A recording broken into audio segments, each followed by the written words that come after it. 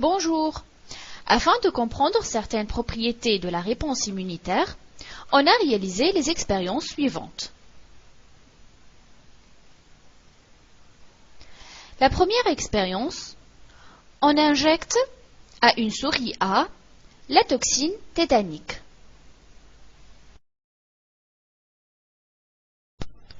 En fait, il faut savoir que la toxine est une molécule toxique, telle que le poison, qui agit sur certaines cellules de l'organisme.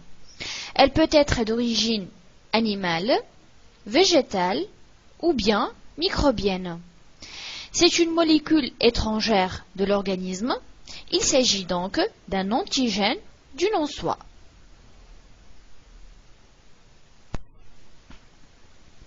Revenons maintenant à notre expérience. Donc, suite à l'injection de la toxine tétanique, on remarque que la souris A meurt. Pourquoi l'animal meurt-il après l'injection de la toxine tétanique? La toxine tétanique est une toxine sécrétée par une bactérie appelée le bacille tétanique. Elle est responsable du tétanos. Le tétanos est une maladie grave qui se manifeste par une contraction musculaire généralisée, ce qui entraîne la paralysie de tous les muscles, y compris les muscles respiratoires, ce qui entraîne rapidement la mort par asphyxie, avant que le système immunitaire puisse réagir et éliminer cet antigène. Donc, la conclusion qu'on peut tirer, c'est que la toxine tétanique est une substance toxique qui provoque le tétanos et la mort de la souris A, avant même que le système immunitaire puisse réagir. L'expérience 2. On injecte à une souris B de la natoxine tétanique. On remarque que l'animal survit. 15 jours plus tard, on injecte à cette même souris B la toxine tétanique. On remarque que l'animal ne meurt pas. Pourquoi l'animal ne meurt pas suite à l'injection de la toxine tétanique, qui est généralement mortelle? Tout d'abord, il faut savoir que la natoxine tétanique est une toxine atténuée, c'est-à-dire rendue non pathogène par plusieurs traitements, par exemple la chaleur et le formol. Dans ce cas, elle joue le rôle d'un vaccin. Donc, 15 jours plus tard, suite à l'injection de la natoxine tétanique, l'animal a survécu, car, comme nous venons de le voir, la natoxine tétanique est une toxine atténuée, c'est-à-dire qu'elle a perdu son pouvoir pathogène par plusieurs traitements, donc ne provoque pas la mort de l'animal. Mais il ne faut pas oublier que cette anatoxine est une substance étrangère, elle constitue un antigène du non-soi.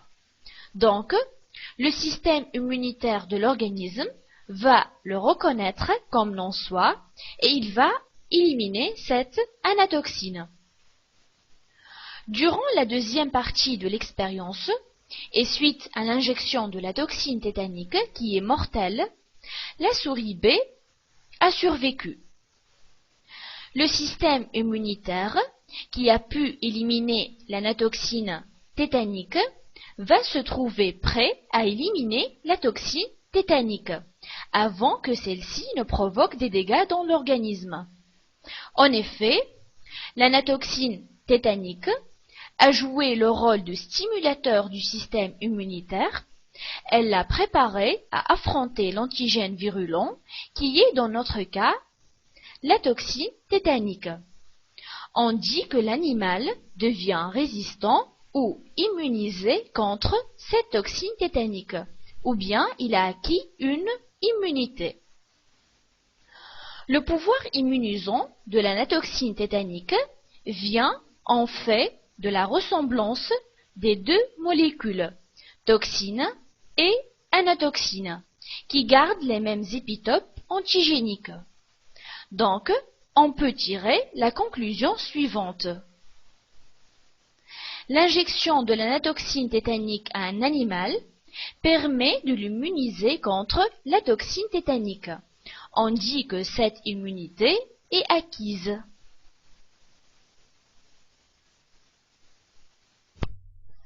La troisième expérience. On injecte à une souris C de la natoxine tétanique. 15 jours plus tard, l'animal a survécu. C'est normal puisque la natoxine tétanique n'est pas pathogène. Le 15e jour, on injecte à la souris C une autre toxine, la toxine diphtérique. On constate que l'animal meurt. La toxine diphtérique est une autre toxine, comme la toxine tétanique, mais sécrétée par le bacille diphtérique, qui pénètre dans les voies respiratoires et provoque la mort par asphyxie. Pourquoi la souris C meurt alors qu'elle a été immunisée par la natoxine tétanique? Remarquez que notre souris a été immunisée contre la toxine tétanique et non pas contre la toxine diphtérique. En effet, la molécule de toxine diphtérique est différente que celle de la toxine tétanique et de la natoxine tétanique. Donc, le système immunitaire qui a été immunisé par la natoxine tétanique ne serait pas capable de lutter contre une toxine très différente comme la toxine diphtérique. À ce moment-là, le système immunitaire va commencer à préparer ses défenses contre la toxine diphtérique, mais celle-ci est très virulente et elle va provoquer la mort de l'animal avant que le système immunitaire puisse réagir. Donc, la natoxine tétanique protège la souris spécifiquement contre la toxine tétanique et non pas contre la toxine diphtérique. On dit que cette immunité est spécifique.